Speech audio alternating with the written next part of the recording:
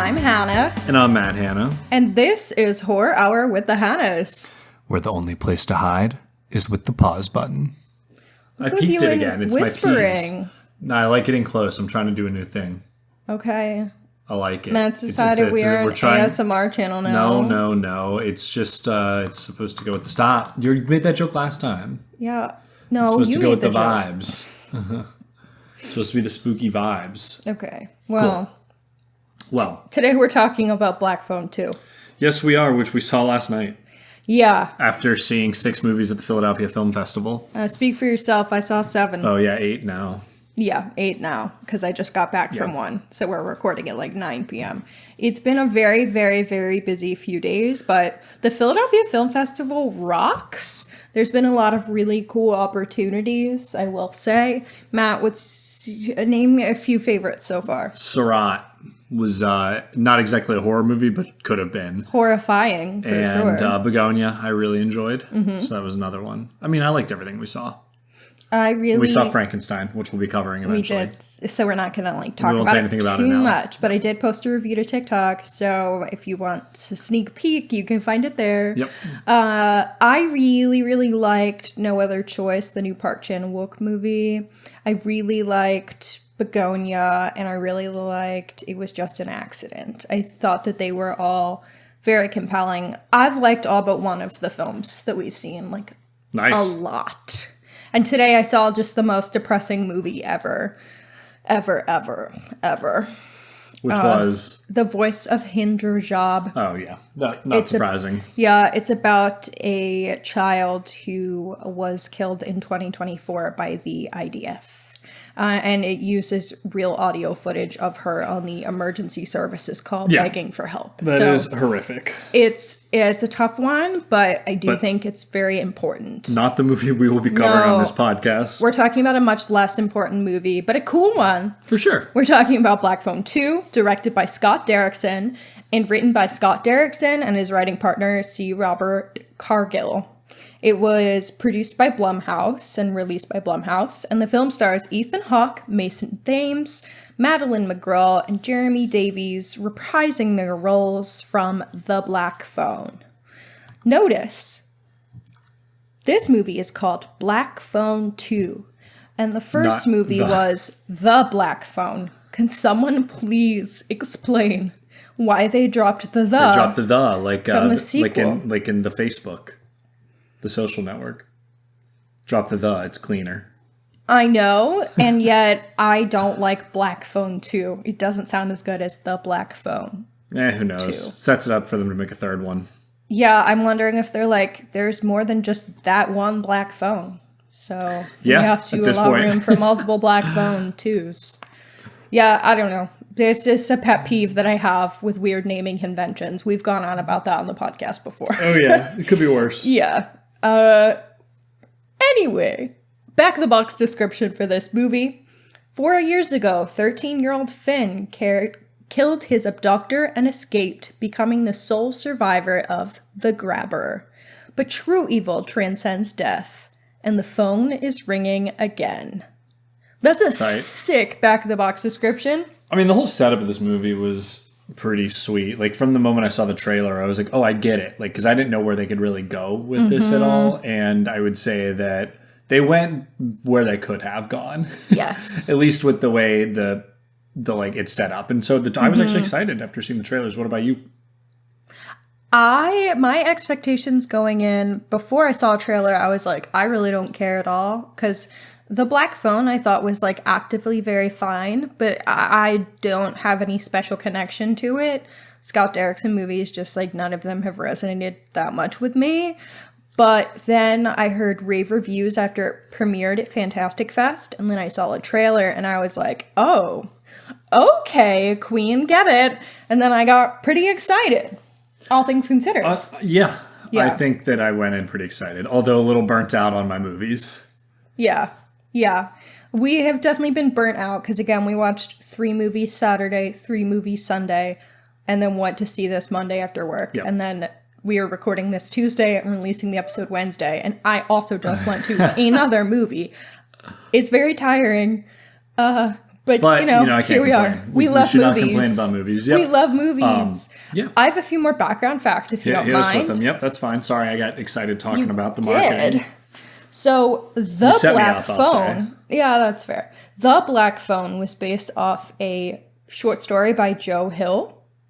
The sequel is not based off a specific Joe Hill story, but he still provided the initial concept to filmmakers, which was basically like he's in hell and still doing his thing.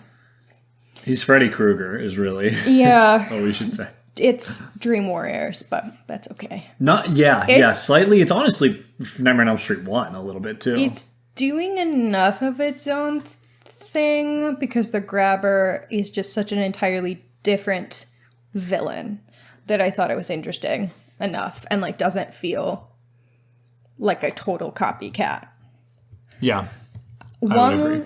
Two more fun facts. The film's score was composed by Atticus Derrickson, whose name you might recognize, at least his last name, because he's the director's son. Oh. And I thought the score for this movie was pretty I rad. agree, actually. Yeah, it was quite good. So yeah, I really liked it. That's interesting. Just about like passing on scores and things like that. When they did the David Gordon Green Halloween trilogy, I don't know if you know that. I can't think of his name. John Carpenter, came back, and he actually had his son and also his they're calling him his pseudo son, like his basically like adopted son.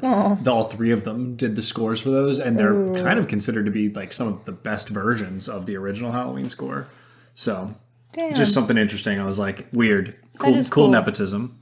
Yeah. When nepotism works, it works, I guess. Yeah, I watched a whole video on the trilogy of the David Gordon Green trilogy, and that was one thing he said was like, the score for these ones kind of slams, and I was like, yeah, it does. Yeah, for sure. Especially as a build upon previous stuff. So yeah. My last fun fact, as we mentioned, this movie does deal a lot with dreams, and of course we know from the first one that Madeline McGraw's character, Finney's sister, had dreams that predicted what was happening. So there are many dream sequences in this film as well, and they were shot using a Super 8 camera on 8mm. Oh, really? I thought that was all effect. That's pretty interesting, especially the transition from the 8mm to normal again. That made me think that was all post effects. So pretty sick, very Sinister inspired for sure. Yes, which is another Scott Derrickson movie, so that's unsurprising. And it is believed, according to IMDb, to hold the record for the most Super 8 footage ever used in a feature film. Huh. Well, that's cool. Yeah. The hell? Yeah. Not that I did dislike this movie, but why are we wasting that on whoa, the Black Phone too? Chill. Anyway, go ahead. I really liked the Super 8 footage. Yeah, that was the too. first thing I said to Matt really when the cool. movie ended. I looked at him and said, the Super 8 footage was so cool. I agree. So, damn. You go, guys. Before we get too deep into the movie, we did ask on socials, what is your favorite or least favorite horror sequel? Cinema's Charm said Smile 2 was so much better than the first one. Facts. Go listen to our episode on it. Smile 2 rocks. I agree. Smile 2 does rock. 13 Degrees of Scream says, I've always been a fan of Saw 2 over the first. And then for least favorite, I would say probably Poltergeist 2. Poltergeist is one of my favorite horror movies ever, so the sequel was just disappointing compared to it. I need to comment on this one, on both. Okay. I'm sorry. No, Saw 2 is really, it's not as good as Saw. Saw 2 is really a good sequel, I think. I really like that movie. I think it's awesome. And I agree, Poltergeist 2 sucks. So. Okay, I haven't seen it. Yep. Projectile Varmint says Evil Dead 2. Big facts there, too. Although you don't like it that much. It's all right. Everyone roast her in the comments. I was just gonna never acknowledge that it publicly. Oh, yep. I got your ass. So, all right, go to the next one. Shit. Well, okay, I'll just say that I saw it at a weird point in my life, aka 2 weeks ago. All right, continue, because I'm reading your comments and I really like this next one also. Moonlight Heavens Cosplay said, always loved Child's Play 2 and preferred it over the first. This I would not have thought of this. That might be the best answer. Ooh. Child's Play 2 is so significantly better than the first one. So you think? Yes. I haven't seen it. Yeah, it is. The first one's like scary, but the second one blends the perfect level of like comedy and horror and silliness all together. I think Child's Play 2 is so much better. I've never seen anyone but 1 and 2 though. So, Yep. No, we saw the remake. Oh, I'm not counting the remake, but that's fine. I heard the TV show was decent too. Went for 3 seasons. So yeah, I did hear that it was good. Yeah.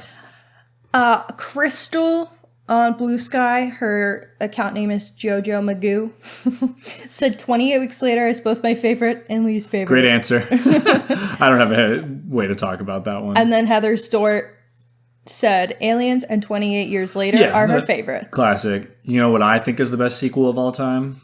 What? Sequel to a horror movie, but isn't a horror movie? What? Come on, you can guess. I am too Best tired. sequel. T2 Judgment Day. T2 Judgment Day rocks. Best sequel ever rocks made. my socks. And bro. again, we're counting it. I'm going to count it because Terminator is a horror movie. T2, not a horror movie, but, you know. Okay. Yeah. So we can move forward. For hides and screams, I hid 1 time. I screamed 0 times. What about you, Matt? I did not hide or scream. Okay. So, did we find this movie scary? No. But that doesn't mean I didn't like it. Yeah. I don't... It is a horror movie in name only, I would say. And that's okay. I thought there were some scenes that were pretty unsettling. And I thought there was like 1 jump scare that I knew was coming, so I hid. I don't think it's the scariest thing. I don't know how I feel it compares to the first, having not watched the first in several years, but I do think the first one was probably a little scarier. I agree. I mean, the first one's also a little more grounded in reality, which is going to make it a little scarier when it comes to a child abductor. So, but what I would say is this one is pretty brutal, and I think it might be more brutal than the first one. Like, the very concept at the core of it is, of the first and second, is obviously tough. Like, it doesn't shy away from kids being harmed. I mean, he is abducting and killing children. But I think this one shows more blatant violence against children. Yep. And, like, I think it's kind of rad when a movie is able to, and willing to go there. We've said that a bunch before. Because you don't see it. Yeah. Are we into full, like, not spoilers, obviously, but, like, I can say what I liked and didn't like right now? Okay. Yeah, spoiler-free chat, but likes and dislikes. Sweet. All right, I just want to make sure I'm not jacking up your flow. Okay, so I agree with you. I think that we like violence against children in movies and that when directors can go for it. However, I kind of felt that the gore of it made it like a little less effective because I just saw too much almost. I think it depended on the scene for me. I think it depended on the scene. And I know I complained about it in Ready or Not originally because I thought it was so blatantly weird that they made them run out of the room, especially when it was funny. But in this one, it's like so over the top and slasher that I was just like, this feels like a little faker to me than I would want it to. And like it. So now I'm realizing I'm maybe conflicted in how I feel about what I want to see in terms of violence on screen. Well, so I think where this one like lost me is like there's a scene where someone's face is split in half, and I just like that's so stupid to me. It didn't work for me at all. I think if it's not that was grounded, what I was thinking about too. I think if it's not grounded in any sort of reality, I don't like it. I will also say, I don't think it's a spoiler, but we don't really see what was happening with these children prior, so it kind of just looks like senseless CGI violence that has no meaning beyond other than, oh, they got that kid, which like maybe can be enough. I just didn't feel like it was in these scenes. So it didn't really like get under my skin in any way that I would say other horror movies have. Yeah. So that's just me. It's kind of hard to put a finger on exactly what you need to do. I also think like with a child abductor and murderer, there was something so scary in the first one of like not knowing what he was going to do to Finney. Yeah. the ambiguity of like what will happen if Finney was really scary. I completely agree. And knowing that other kids were dead, but he was basically going to get tortured. And I think that's like a big fear that a lot of people have, considering it has happened. Yeah. And like continues to happen. People like, and as parents, like you feel fear for it yourself, especially as a woman, and then you fear for it for your kids. It gives and big like, Room vibes, which is like a horrific movie to me. Yeah, so it is horrific. That's a real horror movie. Yeah. That movie is so actually. fantastic. But anyway, that's kind of my like I'm negging this movie. I'm complimenting and insulting right now. So that's okay. Yeah. I'm going to give it something that I really, really like, and I already alluded to it pretty strongly, is that I find this movie visually incredibly interesting. Because of the Super 8. I think that's the most visually interesting part, but yes, continue. I think the Super 8 footage, it was a really, really unique way to differentiate between dreams and not dreams. I think it looks really cool. Yep. But I also think that the scenes that are not dreams look good. I think they don't look night bland. shots. I think they look... The night shots look really good. And the snow shots look good. So most of it, you're right. Yes, I think it's during not like the the day... most amazing to me, but I agree. During the day, it has a tad bit of texture. It's not like totally bland, I feel like. And then the snow shots, I mean, it's filmed at just like the most gorgeous setting possible. So it looks beautiful. And I thought that was very smart to have your film set during a snowstorm in the mountains in Colorado. Like, I want to make a very funny compliment. This is a nitpicky compliment. Okay. I feel like I haven't seen a good snowstorm shot in a while. And I don't know when the last time it was. And like when that shit was blowing into their faces, I was like, damn, this looks really good. This really gives me the feel of that. And like also is pretty looking. Mm-hmm. And I was kind of like wondering, like, why do we not see this as much anymore? Because I definitely think we saw it with older films. So yeah, I don't know. I agree. I can't really think of many beautiful snow scenes as of late. But this one I thought was, Oh, that's what I'm saying. That's a nitpicky compliment because I was just like thinking about it during. I was like, damn, those snowflakes are looking pretty damn good. Yeah. Well, they did. They did. Yeah. How did you feel about the performances in this? The kid that plays Finney, you need to give me his name. I was like... Mason Thames. I was kind of blown away by him from the beginning. It starts with him beating up another kid, and then they have this like cute conversation about how he's beating him up because everyone's always like, oh, you're the one that took down a serial killer. Mm-hmm. And I was like, shit, like his like kind of anger and like subliminal performance, I would say, is like really impressive. Didn't know he had that, and now I'm like excited to see him in more stuff. Well, he hasn't been in much. Yeah, you said he was in How to Train Your Dragon, he's having a very big year. He's having a great year. He was in How to Train Your Dragon as Hiccup, so the main character. He's also going to be in a movie that is coming out next month, a Colin Hoover adaptation. And I believe there's another movie of his coming out this year as well. So he really is having an incredible year. And not that I've seen all of the films he's been in, but that's amazing. It's the year of Pedro Pascal and the year of Mason Thames. I'm excited. I'm trying to describe and Julia Gardner. He had this kind of like badass stoic side that like clearly had that like hurt underneath. And I thought for like a young man, that was really cool. And I also just bought him being like kind of a hard ass kid in the 80s. This is supposed to take place. Yeah. I don't know. He's just got the look. He's got kind of the sauce, as we say, or at least I think.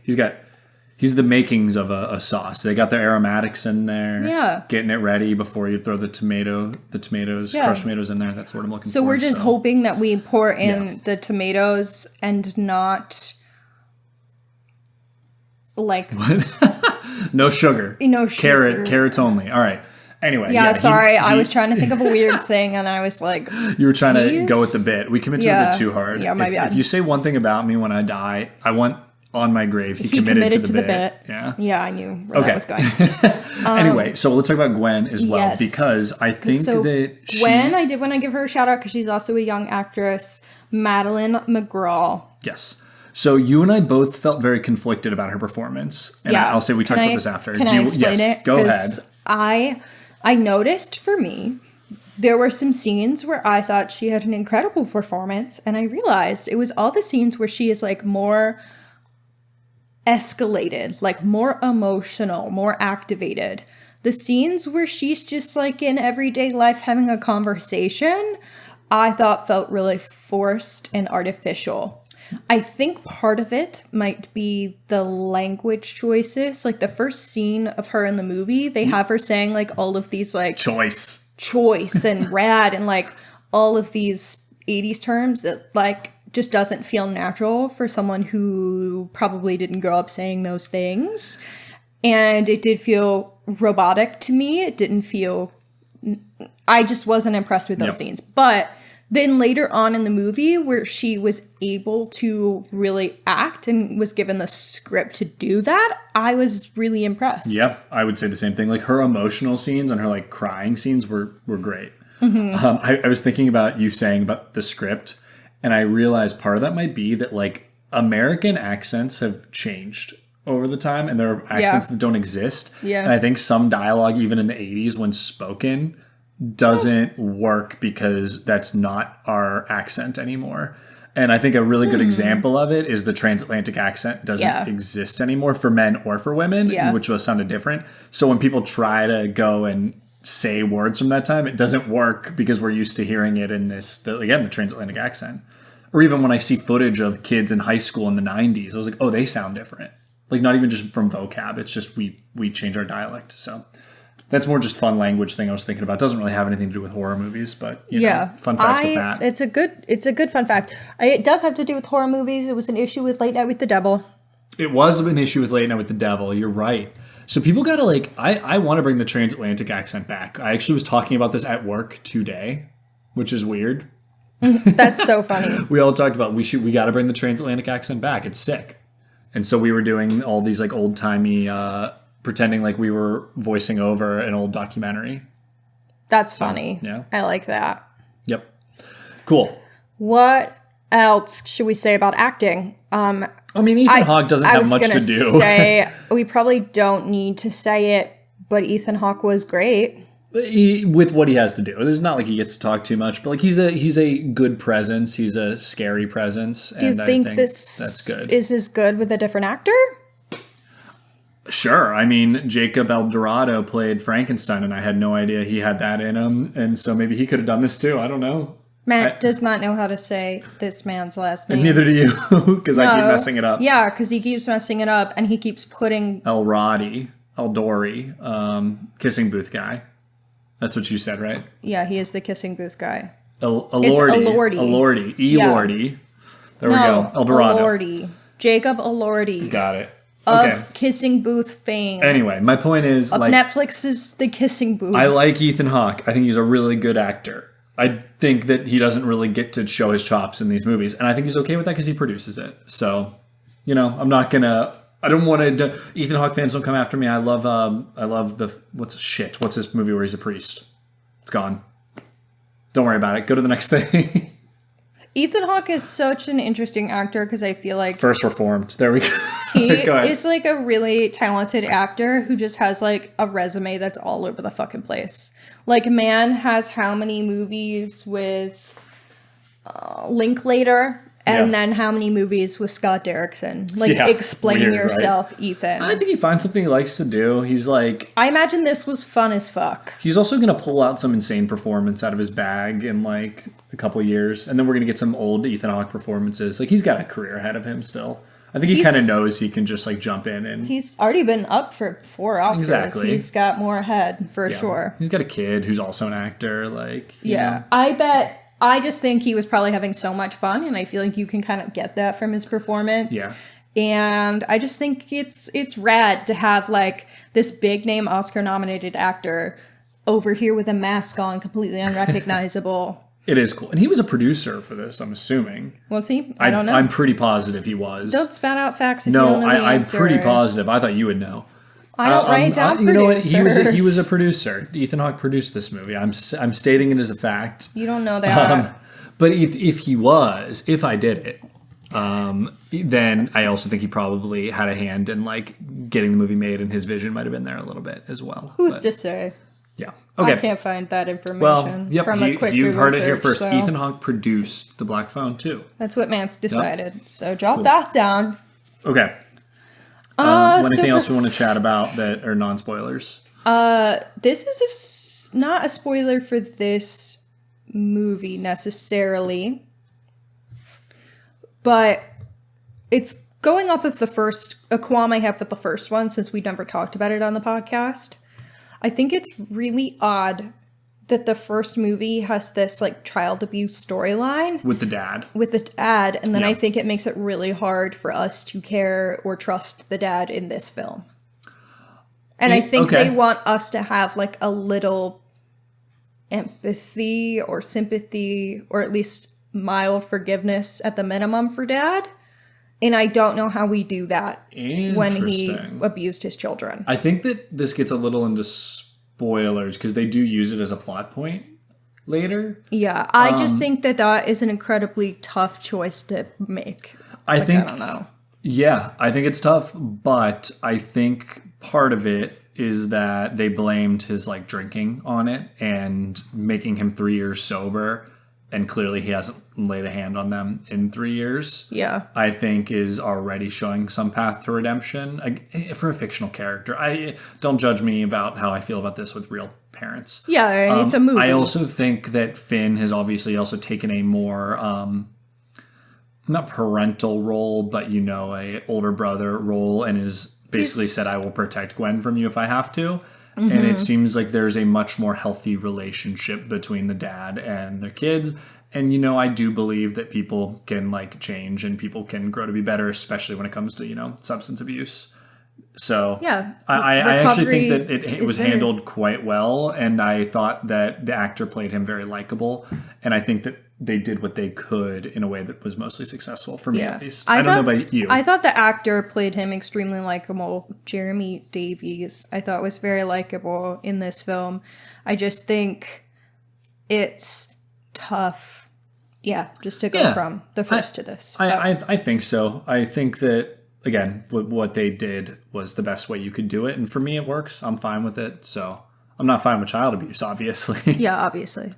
Okay. I feel like it's so funny to try to word around fictional characters to be like, yeah, the child abuser's cool in this movie, but no, let's not. Don't clip that. Yeah, clip that, chat. No, clip that. Okay, so let's go into spoiler zone. Sure. Now we're entering the spoiler zone. Ladies and gentlemen, welcome to the spoiler zone. After this point, you're going to hear some things that you might not want to hear. Okay, so you want to do 15 second summaries. Yeah, I don't even know how to do this one. I got it. You got it? Yeah. I always say I don't know how to do it. My brain hasn't worked with these for a while. I go through. I'm sorry. Okay, that's fine. Oh, all right. I'm leaving all that in. Not cutting it. All right, ready? 3, 2, 1, go. The grabber is killing people in dreams and he ice skates. Yeah. Yeah. No, I agree. I agree. Yes, he does ice skate. He does ice skate. Okay, you ready? 3, 2, 1. So the mom that died in the first movie didn't actually die by suicide. The grabber actually killed her. And so they've been linked this entire time to the grabber, which is kind of like, Marvel-esque in a silly way. Mm-hmm. But whatever. They send that MFer back to hell. And hell is cold. Hell is cold. Okay. Yeah, I have thoughts on that too, but that's okay. There was something else you said that I wanted to respond to, and I just totally blacked it out. Too bad. Too late. My bad. Okay, cool. I'm doing the full plot description today, so if I do... that's way too long. I'm kidding. Go ahead. Okay. You better read fast. Well, if I do a stutter, it's because this isn't my job, but it is Matt today. Didn't have time to Get ready. prepare. We're spoiling full plot description. 3, 2, 1. In October 1982, 4 years after Finney killed the grabber, his sister Gwen begins having dreams where she sees murders that happened at Alpine Lake Camp in 1957. During one of her dreams, she receives a call from her mother, who at the time of the murders was having similar dreams. Since the events of the first film, Finney has begun smoking weed to cope and still receives calls from dead children. Determined to understand the truth, Gwen convinces Finney and Ernesto, the brother of Robin, who died in the first film, to travel to Alpine Camp and work as counselors. When they arrive, Blizzard traps them there with a few other members of the staff, including camp supervisor Armando and his niece Mustang. On the second night, Finney receives a call on the camp's dead payphone, this time from the grabber, who vows revenge, blaming Finney for forcing him to kill his own brother and ending his life. Minutes later, Gwen is violently attacked in her dream by the grabber, but Finney, Ernesto, and Mustang manage to save her. The group gathers in the camp's chapel, where Armando and the group realize that they must find the bodies of the grabber's victims from Alpine Lake Camp to loosen his power over the dream realm. They deduce that the bodies are probably beneath the lake at the camp, yada yada. As they investigate further, they discover that Armando, Hope, and the grabber had all known each other at the camp long ago. That night, Gwen is pulled again into a dream where she faces the grabber. He reveals that her mother did not commit suicide and he actually killed her, staging it to look self-inflicted. He then attempts to kill Gwen and she wakes up, blah, blah, blah. The next day, Finney and Gwen's father arrives, having borrowed a snowplow to get there. Gwen confronts both her dad and Finney on their abuse of alcohol and marijuana to avoid thinking about their traumatic past. They all reconcile. They decide to stay to defeat the grabber. Later, the group returns to the lake to recover the 3 missing boys. As they search, Gwen falls asleep again and is attacked by the grabber. The grabber also attempts to murder Finney, Dad, and the others present. During the struggle, Gwen locates the boys' bodies between the ice, removing the grabber's power. The grabber is brutally attacked by Finney, Gwen, and the spirits of the murdered boys before being dragged beneath the frozen lake by the children. The next day, as Gwen and Finney prepare to leave, Gwen gets a call on the camp payphone from her mother, Hope, who tells Gwen how proud she is of her. There we go. Good work. I didn't listen to any of that. I was just okay. making faces and thing the whole time. That's good. That's what cool. I do too. All right. So now that we're spoiling. We've already talked about what we liked and didn't like. So I want to just ask a question really fast. Yeah. Are they going to make a Black Phone 3? 2 black, 2 phone. 2 black. No, it's the phone is. Black, wait, someone made a phone? joke in TikTok earlier. It was something like the phone is black. The phone 3. is black 3. Yeah. Yeah. Yeah. So I think they will. I feel like they will if this one makes money. Yeah. And I was like, why not? I don't know how the budget differed from the first movie's budget. Over the weekend, it made about the same amount as the first one. Hell yeah. There you go. Well, so if the budget was much the budget was more probably higher, that. but still, for a horror movie, they're usually low. We'll have to look into it. But I imagine they will. I don't know where they will go with it at all, but just bring the grabber back again. Well, I don't know what you do, too, if the grabber has been released. Have the grabber actually just start going and killing other kids. Or have a story about their supernatural powers. Yeah, I feel like they would have to kind of neglect the grabber storyline to make another sequel that makes sense to me. Oh, I feel like they've kind of... There's like a conclusion to the grabber in this one, but I don't know how I feel about it. I've got it. We get grabber copycat killers that start killing kids or taking kids, and the 2 of them are supernaturally linked in a way, and they have to basically figure out how to save the kids and solve it.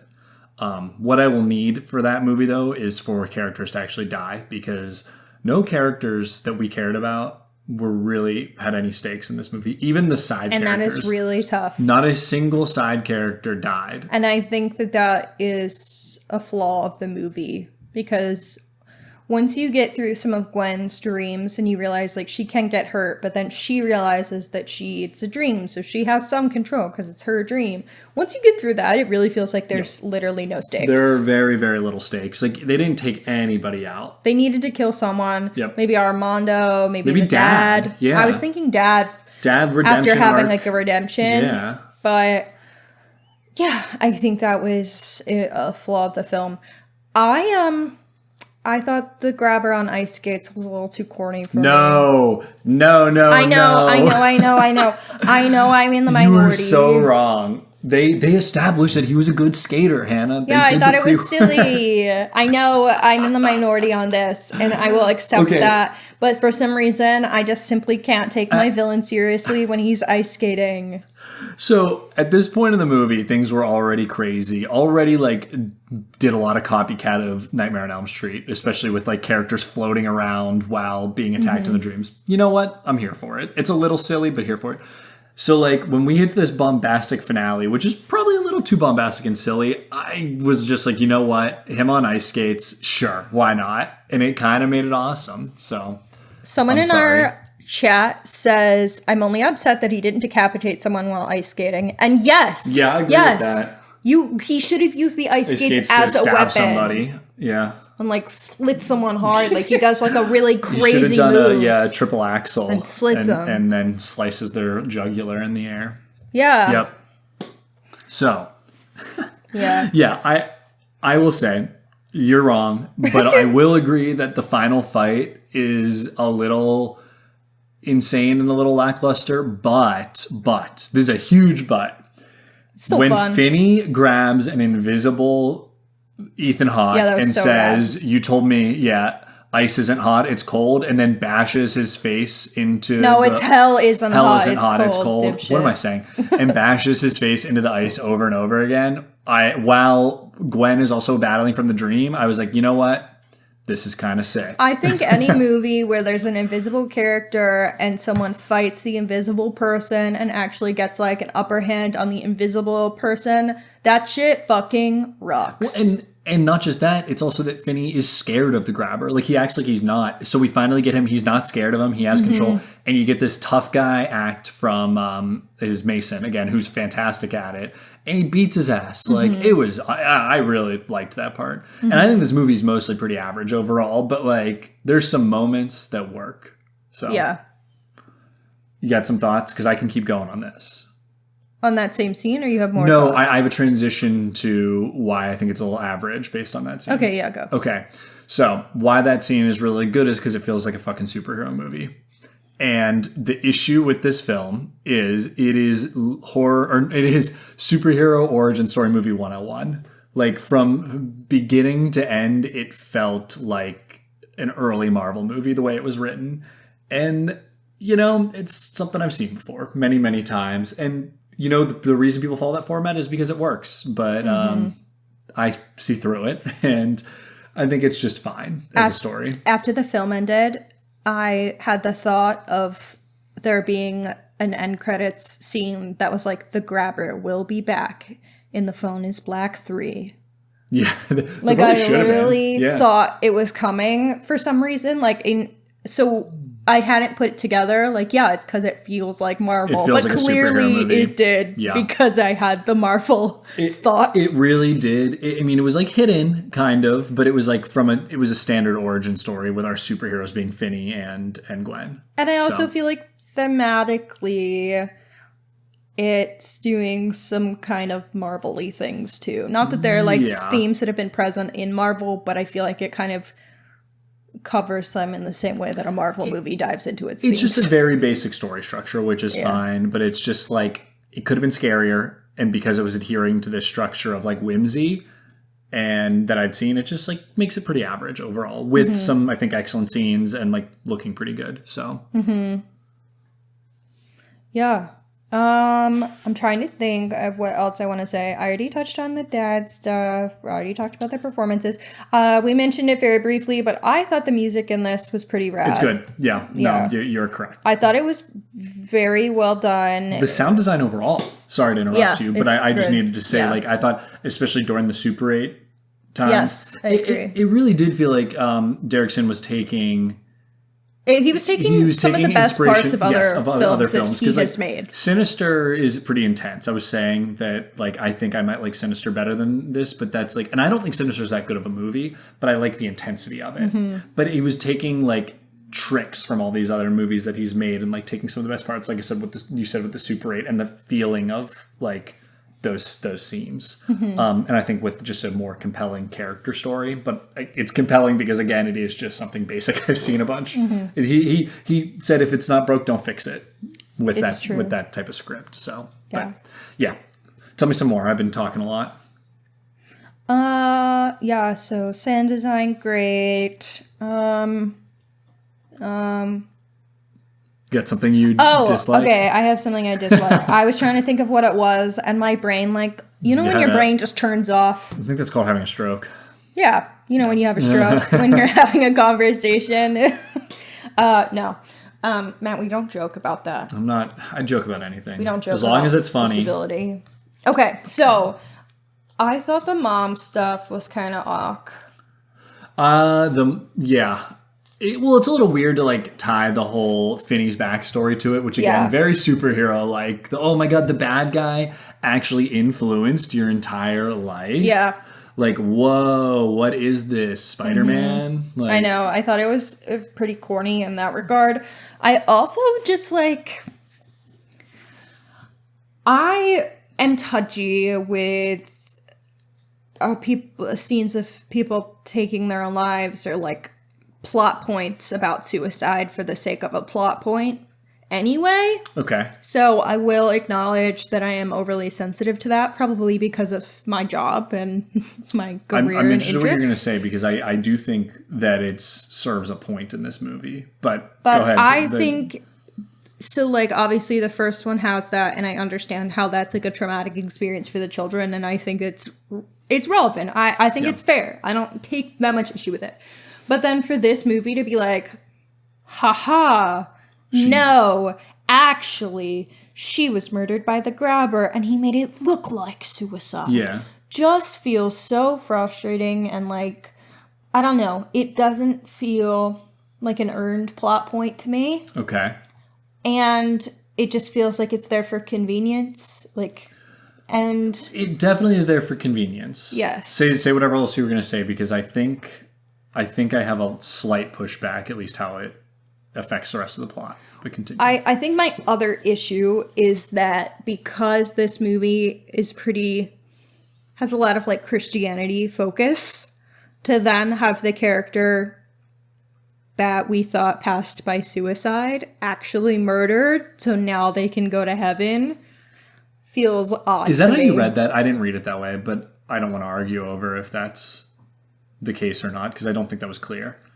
But my point... I mean, I don't think the movie has been like, was she in heaven or hell? We don't know. Yeah. But clearly this movie has a lot of talk of hell. Of heaven and hell, yeah. So, and like they wrote in at the end that she's in heaven, and I don't know if they would have done that had she... Oh, I don't know. I just assumed she was there the whole time. But... I don't fine. know. It just comes off kind of uncomfortable to me because that's like an issue that I have with that Christian belief anyway. I think it's not a rug pull exactly, but it is a way to connect them. Again, all superhero tropes. But where I think it works as a plot point goes back to you talking about the dad.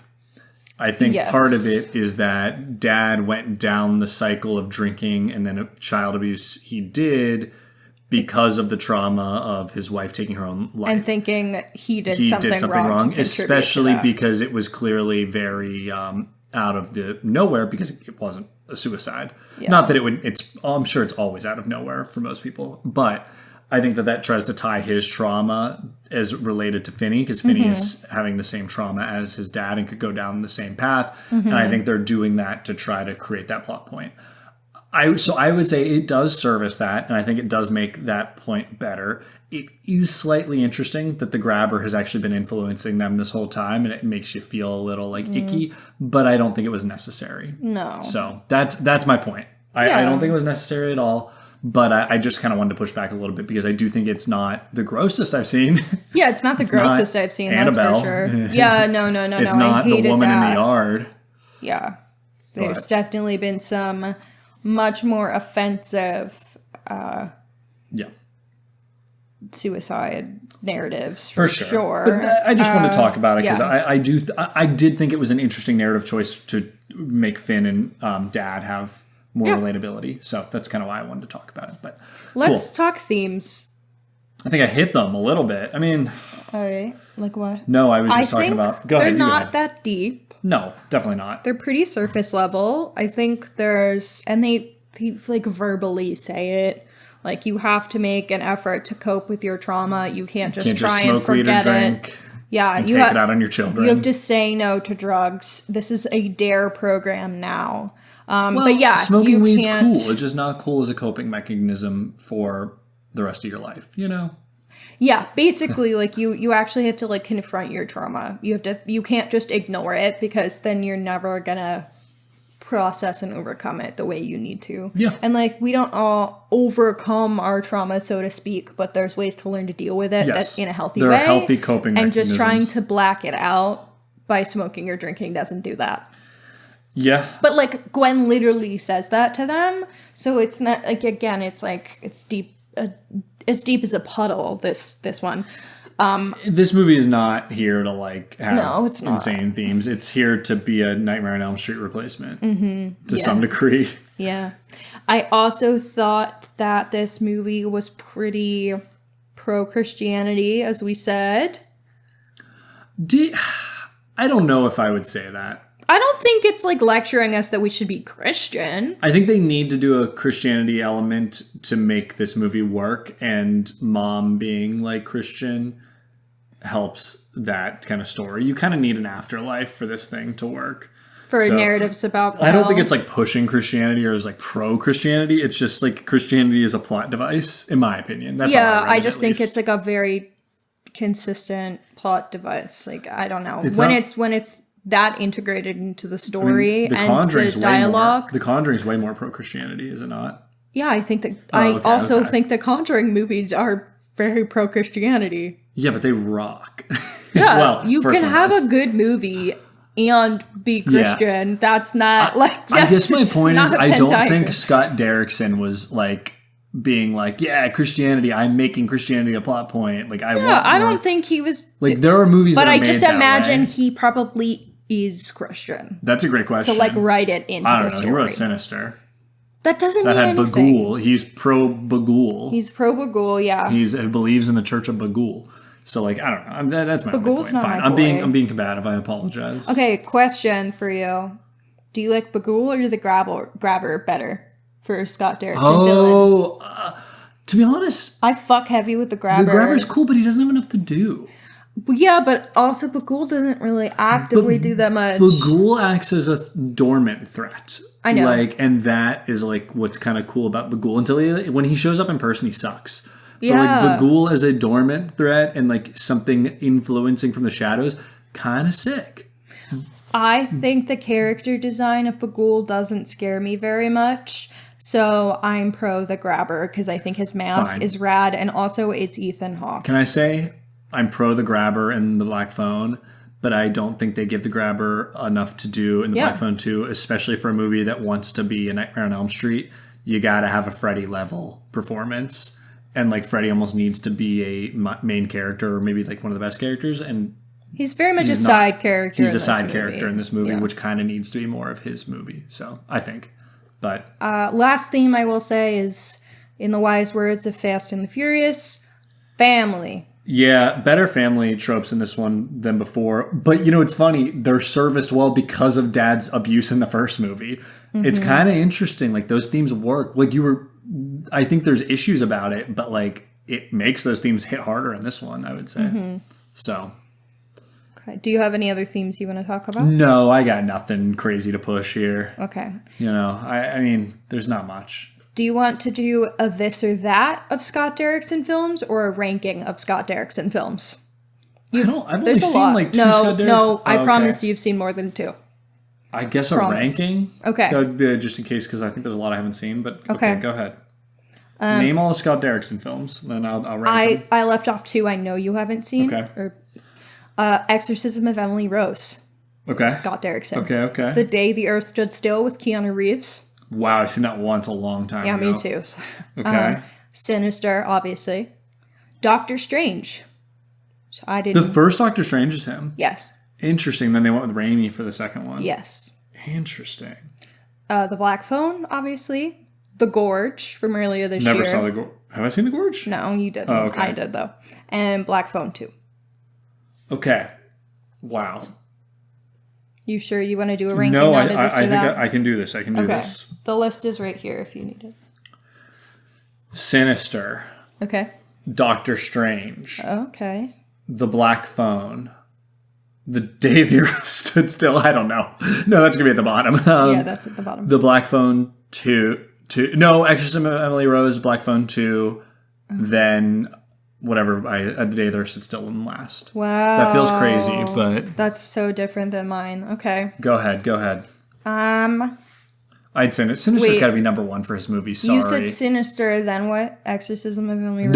No. Sinister sorry. than Doctor Strange. Then The first Doctor Strange is kind of no, cool. Sinister, Doctor Strange. The Black Phone. The Black Phone 2. Exorcism of Emily Rose. The Day the Earth Stood Still. Oh, okay. I thought you put Exorcism. I think I did. higher. I think I might have put Emily Rose over Black Phone 2, but I'll switch it. Okay. Mine is it's gonna be controversial on the internet, I'm sure.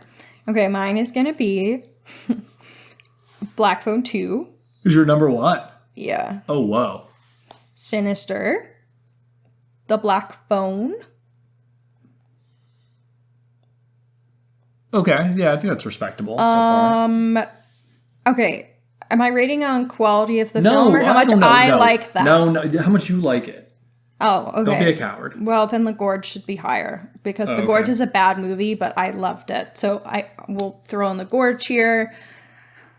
Emily Rose. This is hard, see? The Day the Earth Stood Still. I don't remember that movie, like, at all. So. I liked it when I was little, but also I watched it when I was a wee lass. It's also a remake, obviously. Yeah, no shit. And it was also the first Keanu Reeves movie I saw, so that's skewing Love that things. man. Okay. Yeah. Well, do we have favorite scenes, or are we done with this? I have my favorite scene. What's your favorite scene? When Finney bashes his face into the ice. Yeah, for sure. The grabber's face. That was awesome. My favorite scene is when Finney's on the phone and the grabber is like right behind the payphone, and you think there's gonna be like more of a scare, but there's not. But like him just being cool. right outside the glass wall of the payphone was really that's cool. I like that. Okay. Well, you want to wrap things up here? You got anything else to say? Let's rate it. Oh, yeah, we got to do that. I am rating this a 6 out of 10. Okay. I'm gonna rate it a 7. 6.8? 7? Okay. Maybe not quite a 7, but I liked it a good amount. Matt Dalton scale. How much I'd recommend from -5 to +5, with 0 being... Oh, you don't have to explain it. Completely It kind of neutral. means that, but it kind of means whatever you want. Well, it means that to me. Okay. I always say it in case someone doesn't know what the fuck we're talking about. I'm gonna give it a... Okay, well, if you like The Black Phone, it's a +5. If you... other than that, maybe like a +2. Yeah. You know, it's weird. I like this movie, but I'm giving it a 0 on this scale. Oh, fuck. I think I'm really, really indifferent on it and its existence. Even Damn. though I'm like down for another one, it's just fine. I feel like It I'm the didn't one speak who to me. shit on this movie more, and I liked it a lot more than you did. Yeah, again, I think it's fine. It's just really, really average for me. And like, that's fine. I had a lot of fun. Even though I have issues with it, I had so much fun with it that like, and I'm such a sucker. Like if a movie looks pretty, I rate it high. I don't know. It's just an issue I have. Was talking to you, and we can leave this for the podcasters. I have recently been getting into Rob Zombie's movies a little, who I did not previously like. And something has clicked in my brain after watching Rob Zombie's Halloween 2 that has changed, I think, what I want out of a horror movie slightly. And I was trying to put it into words to Hannah in the supermarket the other day while we were grocery shopping. After When seeing have this you movie, ever said the word supermarket? I don't know why I feel said like we that. always say Feels the grocery store. I feel like it and regionally. I said there is this weird level of intensity to Rob Zombie's films that I feel like I'm not getting out of enough horror movies. And this was a very good example of like, this had very little intensity for me. Mm-hmm. And I'm struggling to put it into more words. So I would like to try to in the future to understand what I'm looking for. But I'm okay with some crazy style and some insane dialogue that he has if I also get a level of intensity and entertainment that I also do. Mm-hmm. So I'm going to have to watch more of Rob Zombie's movies and report back. Okay. Yeah. Even though I did not like them before, I'm like becoming what I hate. But, you know, some people grow. So, Sure. yeah. Sorry, Alex Burns in our comments said Rob Zombie and Awakened Taste is fascinating. You're is. telling me, dude. I don't love it. Like, Matt feels embarrassed by it. it was but Halloween 2. It's also it the life he clicked. lives now. And then I so- went back and watched House of a Thousand Corpses, and I was like, this kind of rules. I was drinking while watching both, and I don't know if that changed my opinion, but I will be watching The Devil's Rejects next, Hey, and we'll see certain how I feel. movies just like are fun inebriated, man. Usually not. I don't know. We'll see. Alcohol, I feel like usually makes you braver, but I was more scared. Cool. Yeah, I don't know. All right. Well, that's it. That's the new life update for me. I might be a Rob Zombie fan, and I'm sorry about it. My new life update is that I want to go to every film festival, so invite me if you make those decisions. And on November 3rd, we're going to release a bonus ep talking about our festival experience at the Philadelphia Film Festival. Yep. All right. Well, I've been Matt Hanna. I'm Hannah. This is Horror with the Hannas. Stay tuned. And stay scared. Scared.